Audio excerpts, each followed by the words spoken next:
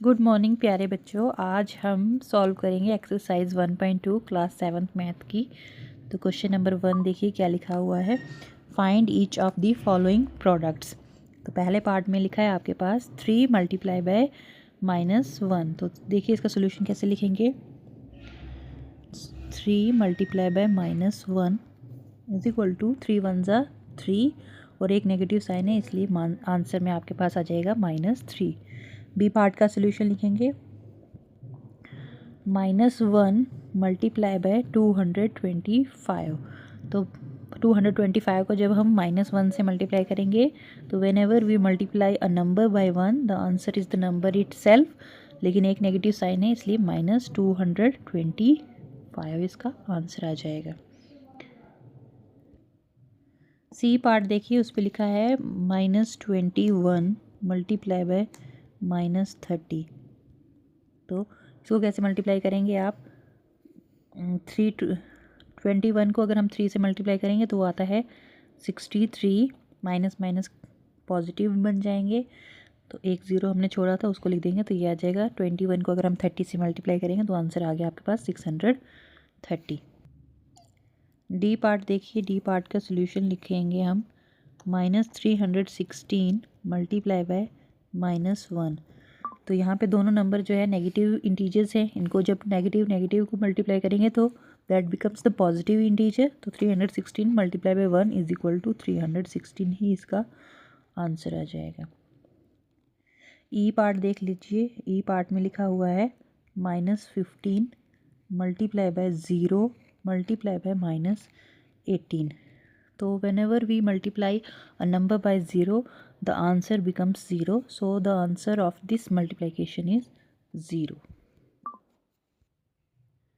F part का लिखते हैं। तो एफ पार्ट में देखिए क्या लिखा हुआ है -12 मल्टीप्लाई बाय -11 मल्टीप्लाई बाय 10। तो सॉल्यूशन एक बार ऐसे ही लिख देंगे। अब हम क्या करेंगे, -12 और -11 को एक ब्रैकेट में ले लेते हैं मल्टीप्लाई करने के लिए।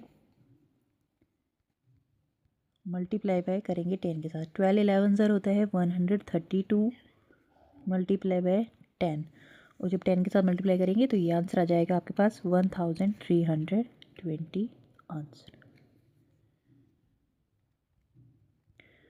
जी पार्ट का सोल्यूशन देखिए, उस पर लिखा है आपके पास 9 मल्टीप्लाई बाय -3 मल्टीप्लाई बाय -6। तो कोई से भी दो नंबर आप एक ब्रैकेट में ले सकते हैं। जैसे हम ले लेंगे 9 मल्टीप्लाई बाय -3 और -6 को अगर एक ब्रैकेट में ले लेते हैं हम तो ये बनेगा 9 मल्टीप्लाई बाय 3 6 ज़र 18।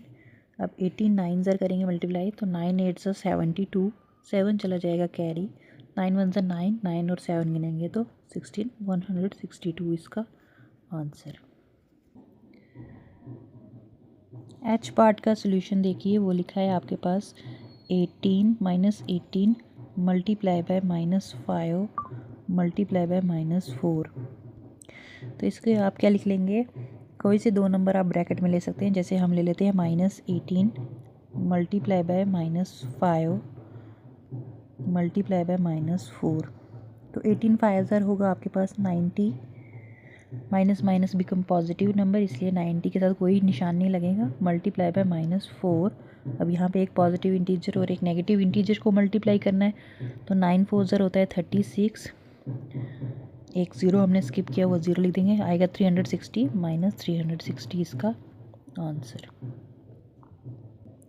आई पार्ट देखिए, आई पार्ट का सोल्यूशन में हम क्या लिखेंगे, -1 multiply by -2 multiply by -3 multiply bye 4।